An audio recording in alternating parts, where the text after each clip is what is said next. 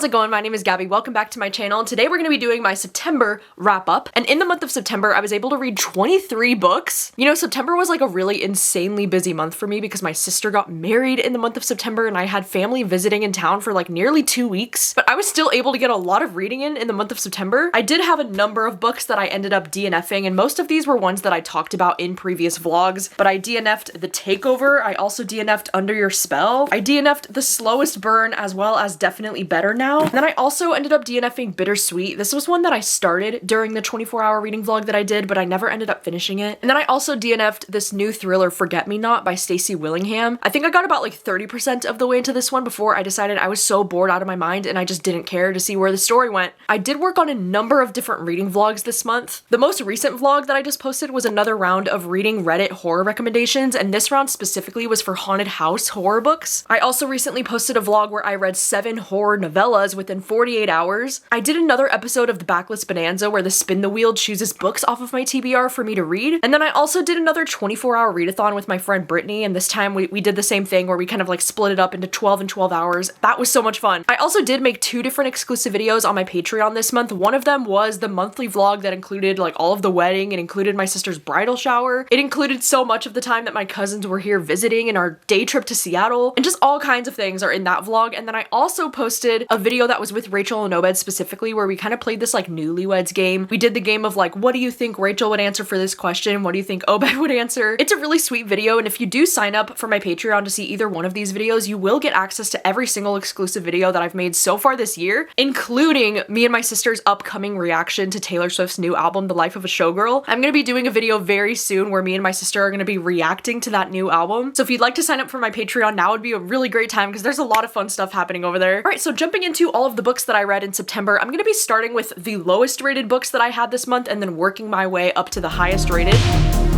So shockingly, in the month of September, I did have 2 different books that I gave 1 star to. One of those was We All Rot Eventually by Mia Ballard. This is one of the horror novellas that I read, and I am so shocked and disappointed that it was only a 1-star book for me, especially because this was my first Mia Ballard, and like, I don't know, it might be my last just because I really didn't care for the writing in this at all. We're following this young woman who is trying to make it as an actress in the early 2000s. I don't know, I feel like this is one of those stories where like, there's just violence for the sake of violence and none of it makes any sense. But then I also feel like this main character in this book, this actress girl, I feel like she was trying so hard to be like edgy and different in a way that just really bothered me. I also think the writing itself was so repetitive. I talked about this a little bit more in the reading vlog that I did, so I'll have that vlog linked down below if you want to hear all of my thoughts, but this did not work for me at all and I had to give it 1 star. Another 1 star that I had in that same video is this other horror novella called My Name Isn't Paul. Dude, what even was this book? I don't understand. I mean, thank you so much to the publisher for sending me an early copy. This book actually comes out in November. You know, the reason why I was drawn to this book is not only because this cover is absolutely stunning, like one of my favorite book covers of the year, but also because this book is about like doppelgangers and like mimics, and that's something that like really freaks me out in horror and that I love to read about. But this book was so not for me. The writing, in my opinion, like the writing was just not good. It was pretty bad, and it was really frustrating to hear the way that these like mimics and doppelgangers would like talk amongst each other, and it was just so obnoxious to read about these characters, and the plot itself was so uninteresting that I had to give this 1 star. Like, I didn't see any redeeming qualities about this book. One book that I ended up giving 2 stars was Tantrum. This is another horror novella, even though this one's a little bit longer. Like, I think this book is almost 200 pages, but this is another book that I read for that same reading vlog, and this is about this woman who like has this daughter, and she starts to believe that like her daughter is a monster, like there's something wrong with her daughter, or that her daughter is evil. And there are a lot of books like this that I have really enjoyed in the past. I mean, you can tie some similarities to like The Push with this story, and I feel like motherhood, especially in horror, is something that's usually very like hit or miss for me. For me, this story just got so repetitive, and it was such a bummer to read this book. Like, I just felt so sad for these characters the whole time, but like not in the way that I was wanting. I don't know, don't get me wrong, like there were some really great quotes about like motherhood and like parenthood specifically, and like how our parents kind of like shape us into who we are, but also how like maybe we only see ourselves the way that our parents see us, and like how that might affect us growing up. Like there were some good quotes around those kinds of things, but otherwise this book was such a drag. I don't think it needed to be nearly 200 pages, and the second half of this book really lost me. I also ended up reading Gallows Hill by Darcy Coates, and this is another one that I'm giving around like 2 to 2.5 stars. I think I'm just starting to realize that Darcy Coates is not the author for me, or at the very least, whenever Darcy Coates writes haunted house horror,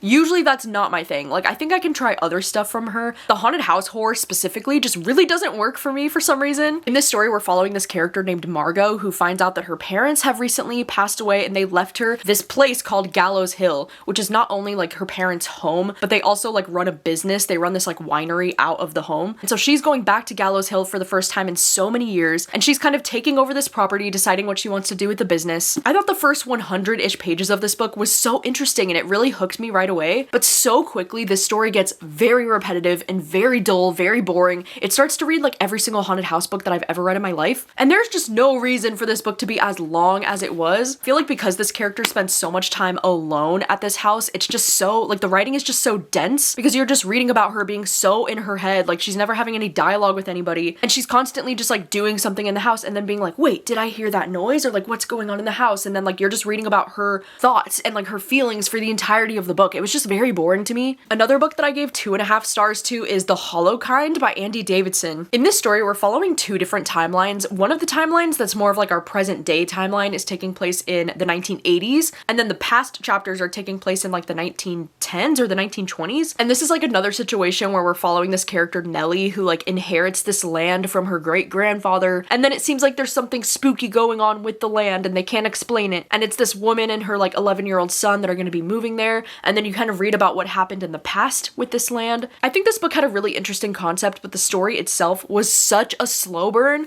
Like, literally barely anything happened in this book at all, and it's just way too long. Like, I don't think this book needed to be over 400 pages. I just didn't particularly feel connected to like the characters or anything that I was reading in this book. The writing just really didn't work for me, so this might just be a situation where like this horror author is just not for me. And sadly, another book that I gave like 2 to 2.5 stars was How to Survive a Horror Story, which this was actually my booktube book club pick for the month of September. So I will have the live show link down below if you missed it, but I was so bummed because like me and neither of my co-hosts ended up really liking this one. I thought this would be a fun story to read because we're following these 7 authors who get invited to the manor and the home of Mortimer Queen, who is this like really successful horror author. And they arrive at this place with the expectation that they're going to be there for like the will reading of this guy, and then they find out that they're actually there to play some games. I think for me, this was the kind of horror that felt a little bit like silly, goofy, and kind of like campy, and I just wanted it to be a little bit more like creepy and a little bit more intense. I also didn't really feel connected to any of these characters, and like all of them were just driving me absolutely nuts. So once again, I'll have that live show link down below if you want to hear all of the spoilery thoughts, but this one ended up being such a bummer. Another 2.5 star read for me was The Seemingly Impossible Love Life of Amanda Dean. That title is a mouthful. It really sucks to have to give this book such a low rating because I think in theory, this is such a cool concept, because I feel like this is almost like a bisexual version of like How I Met Your Mother. You know, we're following this character named Amanda Dean, and you kind of get told in flashbacks all of the different love interests that she's had throughout her life. All you know is that in the present day chapters in 2019, she's getting married,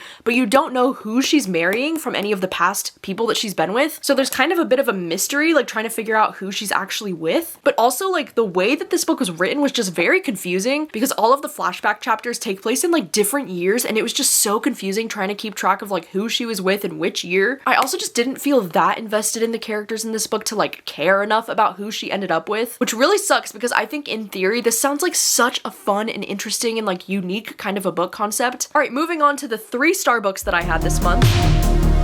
I gave 3 stars to almost everything else that I was reading for that haunted house horror vlog, because in that vlog I ended up reading The Yellow Wallpaper. It looks like it's massive, but in this collection, The Yellow Wallpaper is actually only about like 20 pages long. This is actually a classic short story that was published in the 1800s, and it was about this woman who started like losing her mind essentially after she gave birth. I thought this was really powerful, and I feel like I could have rated it more than 3 stars if it was just a little bit longer, but it was really interesting, and I would recommend checking it out. I also gave 3 stars to Slade House by David Mitchell. I feel like this book had a really interesting concept. It was about this place called Slade House that like only appears every 9 years, and the concept for this book was really interesting and really unique, but I just really didn't care for the writing in this book that much. I also think the design of this book cover is so cool that when you open it, it has the secret peephole thing. Like, that is so cool. But otherwise, this one ended up being so forgettable for me. And then also The Haunting of Maddie Clare is another book that I read for that video that I only ended up giving this one 3 stars as well. You know, you think that I would appreciate appreciate that Simone St. James has some romance mixed in with the horror, but for some reason I never care as much about the romances in these books. This one actually takes place in 1920s England. We're following this character named Sarah, and she actually gets hired to be like an assistant to this guy who's a ghost hunter. They're trying to find out the truth about this girl named Maddie Clare, because supposedly this girl named Maddie Clare went into this barn and took her own life. They're starting to believe that there was something more suspicious about this girl's death, so this book ends up reading a little bit more like a mystery instead of a horror book. I just thought this was fine. This was another one that ended up being very forgettable for me. Another 3-star that I had this month was Winging It With You by Chip Pons. This one is kind of upsetting for me that I only ended up giving it 3 stars, because in the beginning, in like the first 100 pages, I thought this was going to be a 5-star new favorite. Like, I was loving this. This one is a male-male romance where we're following this one guy who gets dumped at the airport, and then we're following this other guy who is a pilot, and the guy who got dumped convinces this other guy to go onto this reality show with him,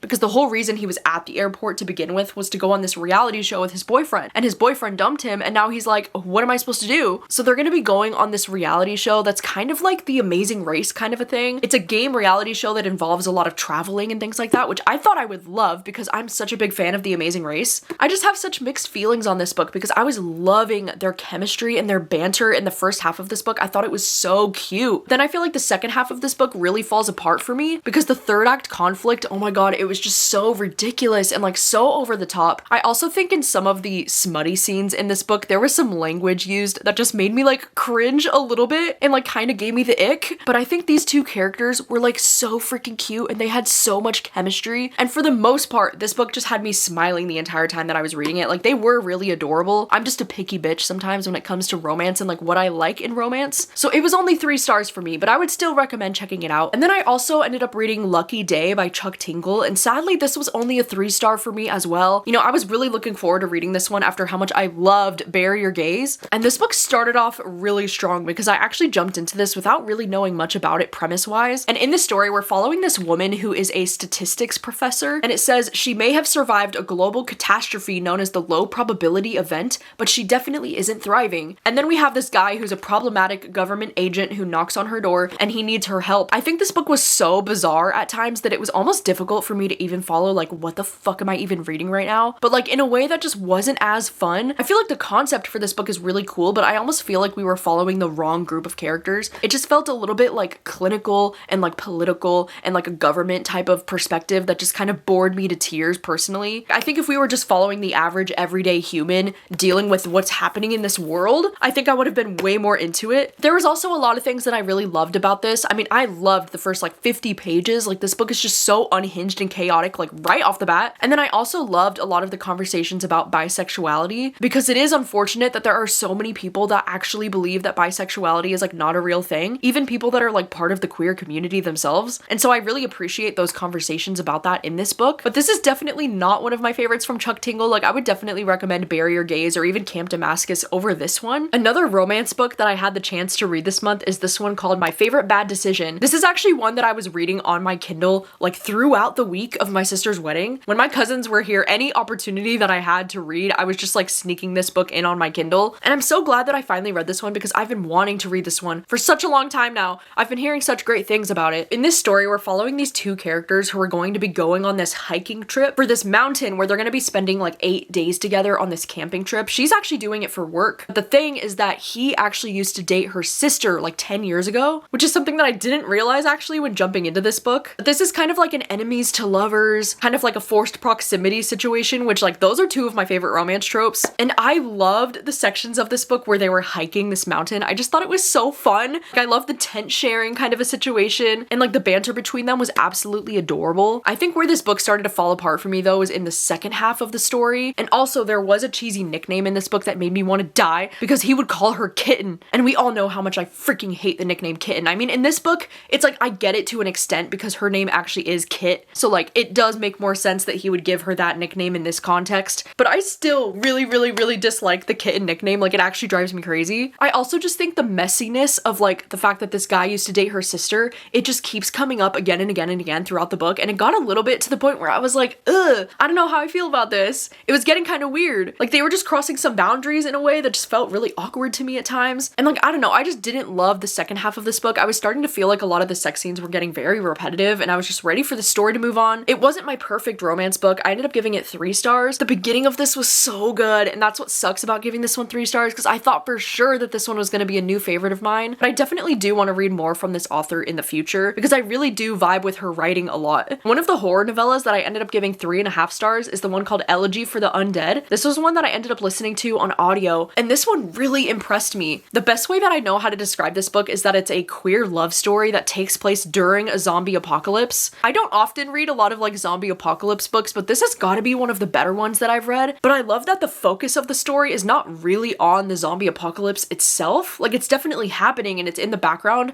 but I love that the focus of this book is a lot more on these characters and like the love story between them. It was just so beautifully written. And then I also gave 3.5 stars to this other horror novella that I read called Thrum. This one is kind of like a sci-fi horror about this woman who like wakes up in space and she's on her spaceship and she doesn't really remember a lot of things. And then the story just really takes off from there. I don't even know how to pitch this one to you without talking about spoilers because this book is so short, you know, so like I don't want to give anything away, but this book was just so wild. It was very entertaining to read. It had another subgenre that I was not expecting to happen in this, and I was so into it. And for me, this story was just really engaging from start to finish. I was trying to figure out where the story was going, and I just had a really fun time reading this one. So I gave this 3.5 stars. And then surprisingly, I also gave 3.5 stars to The Traitors. And this is one that I ended up reading for that like spin the wheel backless bonanza episode. I went into this with such low expectations because I've never really heard anybody talk about this book ever before. And I only ended up buying this one on a whim because I thought it looked like the show The Traitors that I'm obsessed with. And this ended up being so much fun. I mean, this is the kind of typical story where we're following 6 different characters who get invited to this castle, but like one of them is an imposter and they have to figure out who the imposter is. And it's like people are getting picked off one by one. It's definitely like the generic kind of thriller setup that you might be totally used to. But I just personally had a lot of fun with this. I feel like this book absolutely flew by. Like the chapters were so short. It was so fast paced. And like, yes, the ending was a little bit underwhelming, which is why I'm only giving this the 3.5 stars, but like I still had so much more fun with this than I thought I would. All right, jumping into my highest rated books that I had for this month.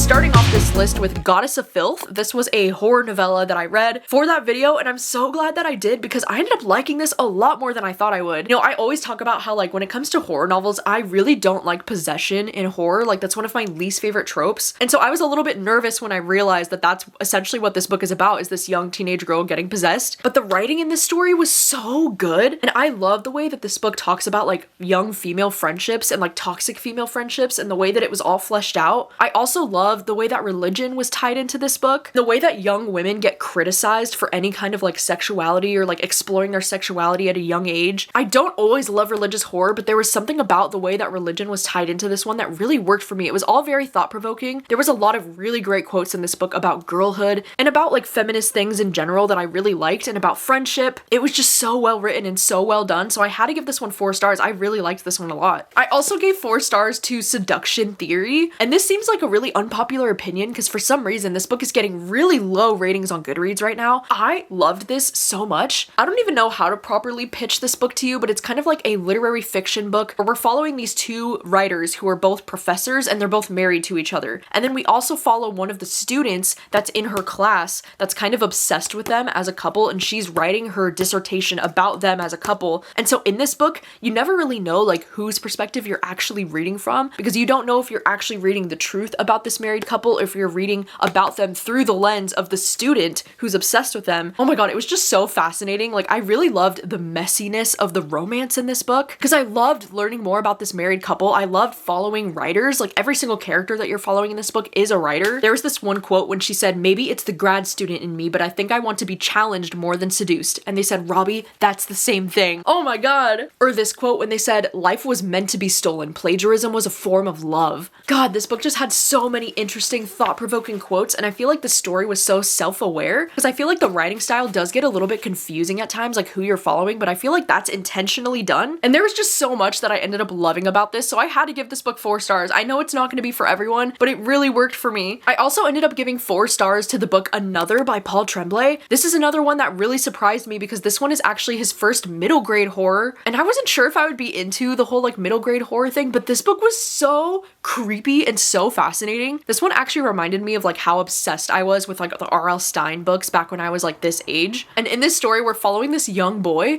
It actually takes place during the COVID pandemic, and he's kind of like trapped at home and doing school online and all of those things. And it's kind of talking about like the isolation that he's feeling during this time. And then one day at his house, this thing shows up that's like a clay mold of a person basically. And it's almost like a mannequin type of thing that's like made out of clay. And the parents basically introduce it as this being like his new friend. I freaking love, okay, mannequins in horror is like one of my favorite things ever. And I feel like the way that this book was done, it was so creepy and so weird. There was even some like illustrations included throughout the book that just made it even more creepy to me. And like if I had read this as a child, I think it genuinely would have freaked me out and like given me nightmares. I loved this story. I feel like Paul Tremblay was so smart with the way that this story was told, and the ending like actually blew my mind. And I was like, you know, this is actually really well done. And I feel like this is really good commentary on like how hard it was to be a student during the COVID pandemic. Like I can only imagine. So I would highly recommend checking out Another. I thought it was so good. I also ended up giving 4 stars to Joyland by Stephen King. I'm so glad to have finally read another Stephen King because it has been a while for me. And this is one that's been on my TBR for such a long time. And this is one that I enjoyed a lot more than I was expecting to. What I loved about this book is that it definitely reads more like a mystery thriller as opposed to a horror book, but also that this book kind of reads more like a coming of age story where we're just following this guy named Devin. He's a college student who just gets this summer job working at this place called Joyland. And this book really just feels like coming of age for him because he's trying to forget the girl who like broke his heart. But while he's working at Joyland, he finds out about this weird history at this place where like there was this vicious murder that happened at Joyland, and like there's rumors that the girl that got murdered like haunts the place where she was murdered. In my opinion, this was like the perfect kind of like late summer coming of age, working at an amusement park type of vibe. Like I just loved the vibes in this book. And it's actually kind of ironic because I think the mystery elements of this book were like my least favorite parts of the book. I just loved the writing in this though. I think the writing in this was so gorgeous. There was like a real nostalgic feel to the writing that I just really loved. And I feel like this has got to be one of Stephen King's best. So I really enjoyed my time reading this and I gave it 4 stars. All right, and then the last 3 books that I had this month were all 5-star reads. So the first one I want to tell you about is Pocket Knife Kitty by Shannon Riley. This one is a horror novella that is very short and I am absolutely obsessed with this. Like this is literally disgusting, but like in the best way. In this story, we're following this young woman named Jamie, and like one night she meets this guy in a bar, they go home together, they sleep together, and then after that, like something really creepy starts to happen to her that she can't explain. Oh my god, this book reminded me so much of the movie It Follows. Like if you were a fan of that movie, I would definitely recommend reading this one. And this had some of the most extreme body horror and like things happening on the body. Oh my god,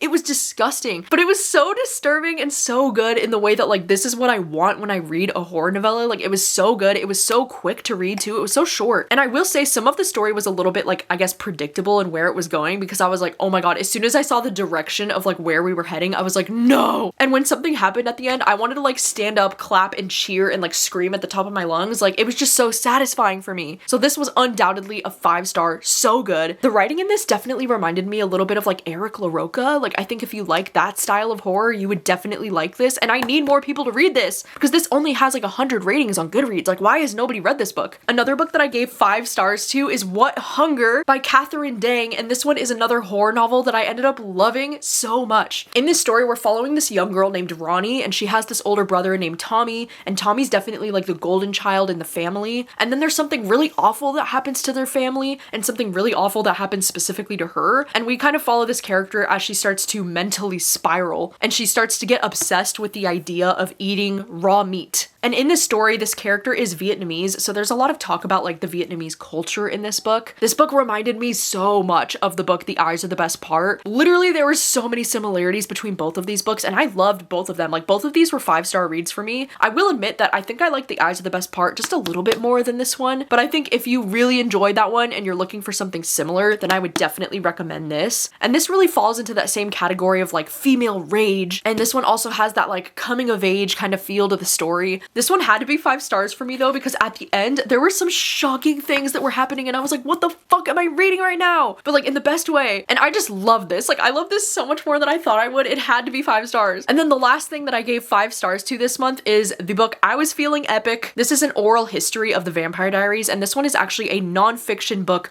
all about the Vampire Diaries. This one was really cool for me to read because I'm a really big fan of the show. I mean, I actually just started watching the show for the very first time last year, and since watching it last year, I have watched The Vampire Diaries 2 times and I've watched the originals 3 times. But it's really cool to read this book because we hear from like the creators of the show, the writers, the producers, the actors, like almost everybody who was involved in the making of the show, they get the chance to speak about the show in this book. And gosh, when I tell you that if you've ever been a fan of this show, you need to read this book because it's actually crazy. And like the way that I annotated the absolute crap out of this book so that I could tell my sister every little single detail because she's the one who got me into the Vampire Diaries, and I was like, you need to know all of these things. There's a lot of really cool things that are like casting things that I like never knew about certain actors who auditioned for certain roles that I think would have been so crazy, but also just like learning about what was going on behind the scenes with like Nina Dobrev and like kind of why she actually left the show. I actually recently started posting on TikTok again, and I recently just posted a TikTok where I kind of talked about some of the juicy spoilers from this book. So if you do want to know some of the spoilers and like, get more of an idea of like what's going on in this book,